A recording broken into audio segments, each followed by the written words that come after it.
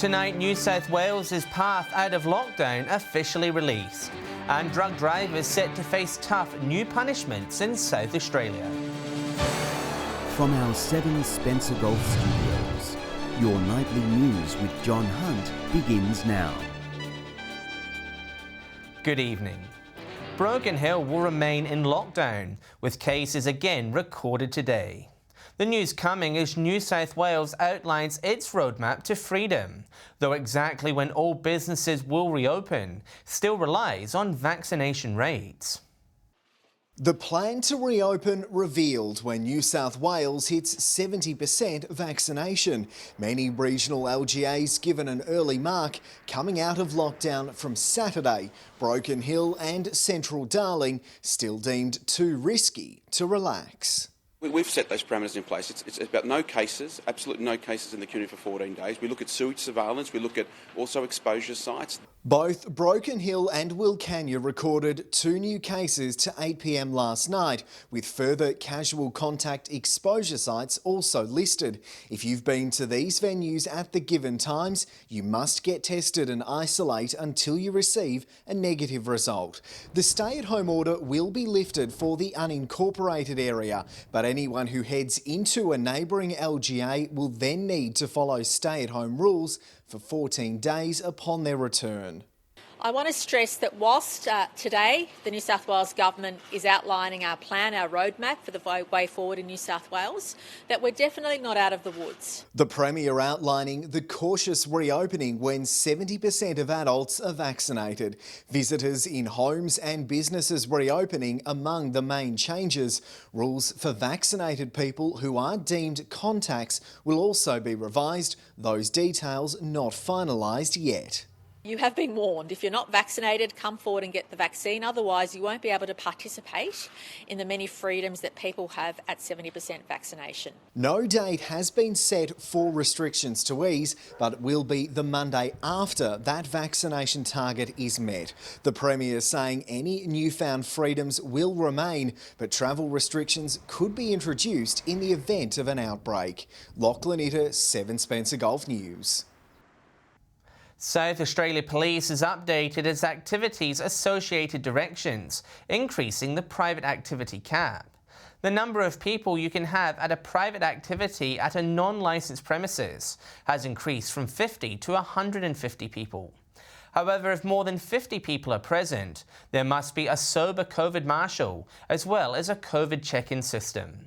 Dancing is prohibited if there are more than 50 people attending, while the wearing of masks are required when singing. The South Australian Government is introducing Australian-first legislation designed to deter drug drivers. The Road Traffic Amendment Bill, designed to improve motorist safety around the state. It's legislation the state government says will keep South Australian roads safe. The Police Minister emphatic on his stance towards drug drivers. We know that drug drivers, they ruin lives with what are selfish choices. We're sending a strong message that drug drivers have got no place on our roads. Presented to Parliament yesterday, it will allow police to issue drivers who return a positive drug test with an instant loss of licence. The Minister confident it will be supported by all sides, saying he's determined to increase road safety. This legislation is a first of its kind in Australia, in fact. And what it will do is it will support SAPOL with additional power on the road to stop drug drivers. Drivers testing positive to drugs surging in recent times. We know that over 6,000 drivers were detected with drugs in their system in 2019-20. Excessive speed, reckless driving and driving while disqualified also included, to deter hoons from frequenting neighbourhood streets. Young people are overrepresented in terms of lives lost and also serious injuries on our roads. Police will also have discretion to decide whether the instant licence loss happens on the spot or further testing is needed. Dylan Smith, 7 Spencer Golf News. The member for Narunga has introduced a bill to Parliament seeking to change the rules around roadwork signage. Fraser Ellis is calling for tougher fines, but the state government says the proposal could devastate small contractors. It's an attempt to clear up confusion in legislation.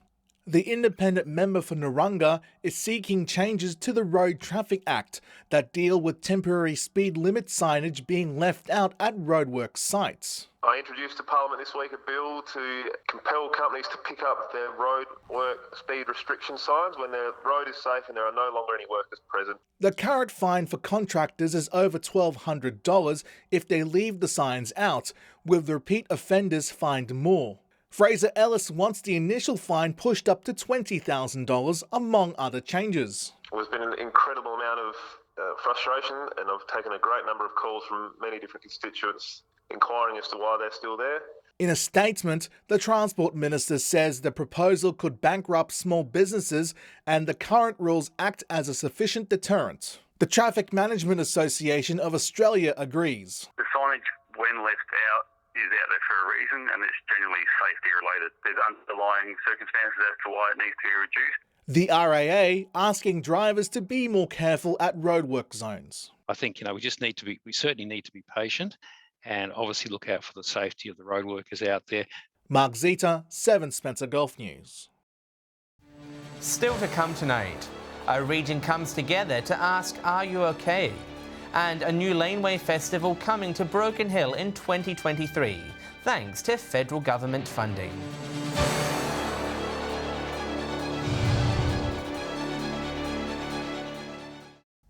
Welcome back.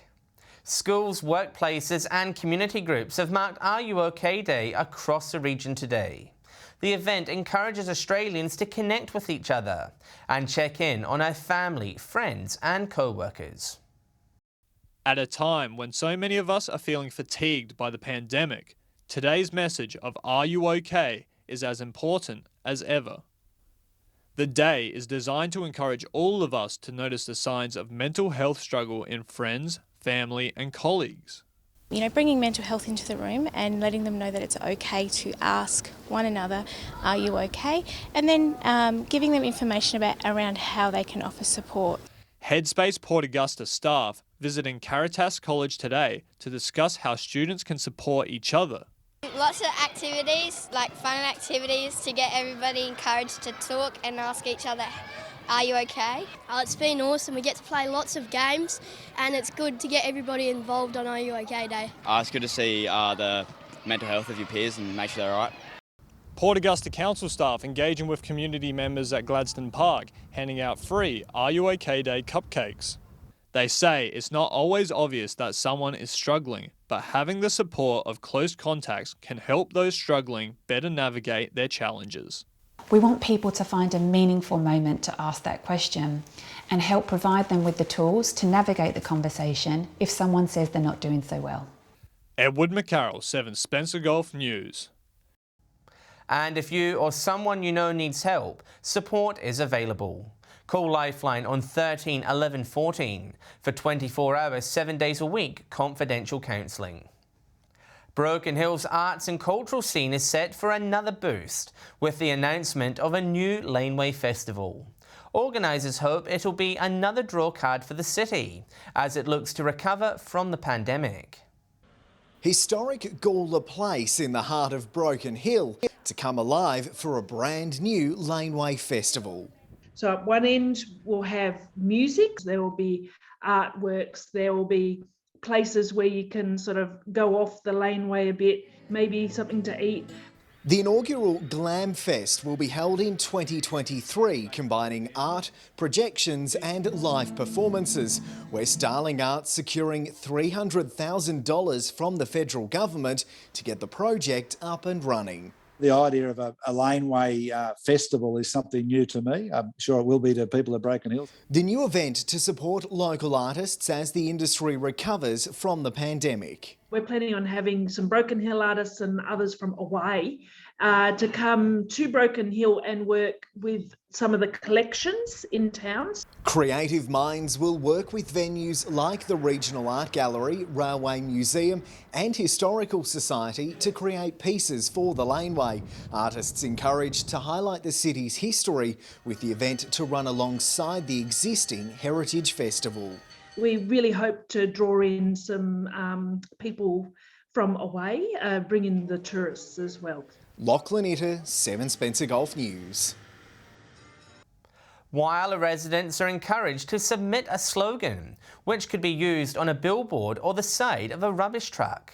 It's part of the City Council's ongoing waste education campaign, helping promote the city's natural environment.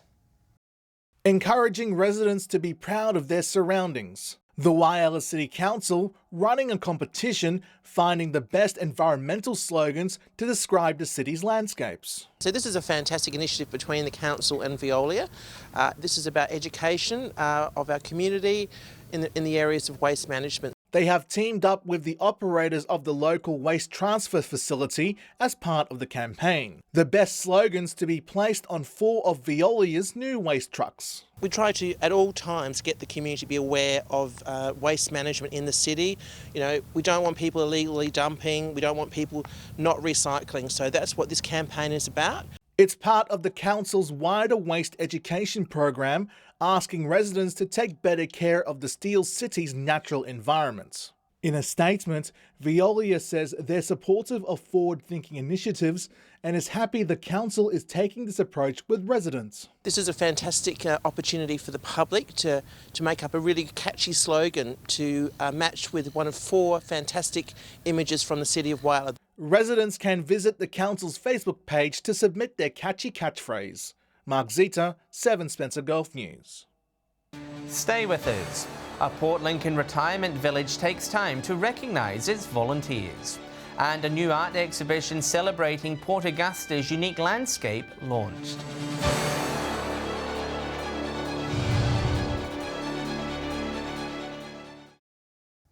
The South Australian Government has welcomed a move by the federal government to increase funding for a permanent large air tanker to help fight bushfires. It will reduce the country's reliance on overseas-based aircraft. The state government pitching in $10 million for a national aerial firefighting centre. A decision on the make and model will be announced at a later date. A spike in damaging shed fires has prompted the MFS to issue a spring fire safety warning. In the last 3 years, they've cost South Australian property owners over $6 million per year in damages. Recently, a $300,000 fire on the 1st of September is believed to have been caused when a spark ignited from petrol vapours. The MFS reminding people to be vigilant, as sheds often contain a mixture of dangerous items that could combust. Volunteers from around Port Lincoln came together this morning at the Lincoln Grove Estate. Retire Australia hosting a morning tea in celebration of the tireless work volunteers in the community undertake. A morning tea to celebrate those who give so much to the community. Staff and residents at Lincoln Grove Estate raising a cuppa to volunteers. I thought, no, people don't acknowledge what they do or they don't realise what volunteers do. A lot of things wouldn't happen if volunteers weren't involved, so I thought we're going to have a morning tea. Over 50 gathered in the community dining room, including many residents of the village, also using the opportunity to check in on one another. Coincides with Are You OK Day, because volunteering has a lot of positive benefits for the volunteer as well as the community. Volunteering for the SES for 13 years. Ernie says he first volunteered when he arrived in Port Lincoln back in 1968. He says a life of service to the community, the least he could do. I feel that you should give something back to your community, and I'm just that sort of person, really. Ernie hoping more people will choose to follow him in the future. Anybody who does volunteer has got to be a good person. He thinks of other people rather than himself, and I wish there was more youngsters who would do it. Retire Australia, hoping to make this morning tea an annual event. Dylan Smith, 7 Spencer Gulf News. Port Augusta's Platform Gallery has launched a new exhibition of works from local creatives. Taking inspiration from the landscapes surrounding the city, organisers say the artworks are a mix of vibrant colours and textures. The jewel of the North as captured by local artists in their own unique ways. On display at the Platform Gallery, the exhibition explores a sense of belonging through a range of different mediums. Our theme this year is Our Place Up Close, so it's a very broad theme and people can interpret it any way they like. and you'll see that there is a wide range of interpretations. The exhibition includes a diversity of watercolour, oil and acrylic paintings. We also have sculptures and we have painted rocks, and we have the photographic group have done photos, so there's a wide range of different things.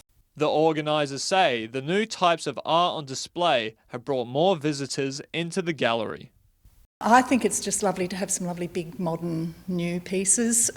We've got some younger artists who are exploring different mediums and different techniques. The gallery refresh also aligning with the Brush with Art Festival, with an influx of tourists expected to visit the region. There's a lot of people that, especially on the weekends, on Saturdays, they do several different galleries from Peary up to the Flinders Ranges and back again. So yes, we definitely see a lot of people. Edward McCarroll, 7 Spencer Golf News. Stay with us after the break. We will check what's biting in the Spencer Gulf this week. And Alex Sykes will have the details on what we can expect weather-wise over the weekend.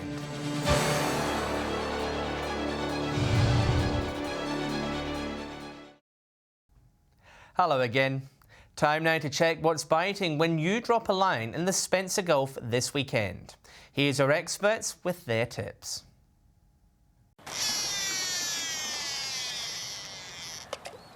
G'day and welcome to this week's fishing tips from Port Augusta, Jaw of the North. Well, change of seasons is upon us at the moment. There's some really good silver whiting over on the Flinders Channel and those banks on the low tides, and also as usual up on the high tides along the shack area.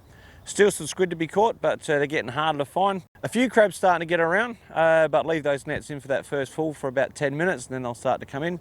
And you can get the odd King George, but they're getting pretty thin as well. That's all we have from the Jaw of the North. Hi, whalers fishing tips this week. Land-based across Black Point and over towards Point Lowly and also Becky Point has been some large schools of salmon, so definitely get amongst those. The hot areas to work have been all the rocky points. Across the foreshore, there has been a few silver whiting and a few mullet amongst those as well. Best time to work those have been early morning and late afternoon. For the boat anglers, been some really nice bag limits of whiting heating the table. The best areas have been down towards Cowlard's Landing and further south down towards Menini. G'day and welcome to Fishing Tips in Port Lincoln. We'll start over the Coffin Bay side, where there's been quite a few salmon trout as the main catch in the bay systems. Around the farm beach grounds has been a bit more reliable for whiting, and out wide of Sir Isaac's there have been some nice red snapper, some pink snapper which have to be released, and also some nice school sharks. In Lincoln here, squid have been the main catch in the bays, and the best reports of whiting we've had have been from Thistle Island. Well, that's all for tips this week. We'll see you again next week with more fishing tips. Time now to take a look at what's happening in the weather as we edge closer to the weekend. With all the details, here's Alex Sykes. Thanks, John, and good evening to you all. It was a sunny day across the region today, making for perfect conditions to sit outside with your mates and ask that all-important question, are you okay? But the conditions aren't looking to continue through to the weekend. More detail on that in just a moment. From 3 p.m. today, Port Augusta reached 30 degrees, Clare was 23 and Cooper Pedy was 29 degrees. Looking further out across the region now, Whyalla and Woodner were both 30 degrees. Port Lincoln and Broken Hill both reached a top of 26. Port Pirie, Kadina and Cleve were all 28 and our friends in Adelaide reached 25 degrees. Taking a look at the satellite image now, skies are clear and dry over South Australia with a dominant area of high pressure bringing settled weather to the state. Some high cloud is crossing the Bight ahead of a front, reaching the far southeast of the state, but it is not bringing any rain. Moving on to tomorrow's weather outlook now, and we'll start with the Gulf waters. North to northwesterly winds 15 to 20 knots, seas around 1 to 1.5 metres, and south to southwesterly swell around 1 metre. And a short time ago, there was a marine wind warning current for all of South Australia. To tomorrow's temperatures now, Port Lincoln sunny and 25 degrees, Cleve to reach 30 degrees, and Woodner will top 32. Whyalla will get to 30 degrees, Port Augusta to reach 32, and Kadina will be sunny and set to reach a top of 26 degrees there. Port Pirie will get to a high of 29, Clare will get to a top of 24, and Broken Hill is set to be a sunny 28 degrees. Taking a look at that all-important weekend forecast now, cloudy for Woodna on Saturday, showers for Port Lincoln and Adelaide, and it'll be sunny everywhere else. And on Sunday, showers for Port Pirie, Kadina, Port Lincoln and Adelaide, partly cloudy across the rest of the region, temperatures set to be in the high teens to low 20s. And taking a look at next week's forecast now, conditions clearing for Monday, sunny for Cooper Pedy, partly cloudy across the rest of the region, temperatures to be in the mid to high teens. So John, shame about the weather for this Saturday, but excitement is continuing to build in South Australia, with Port Adelaide potentially just 2 days away for playing in their first grand final since 2007. And that's all the weather from me for tonight. See you soon with an update. It's back to you. Thanks for that, Alex. And that's the local news this Thursday evening. Thanks for joining us. I'll have updates later, and we will be back tomorrow before the preliminary final at 6:30 p.m. Until then, enjoy your evening. Good night.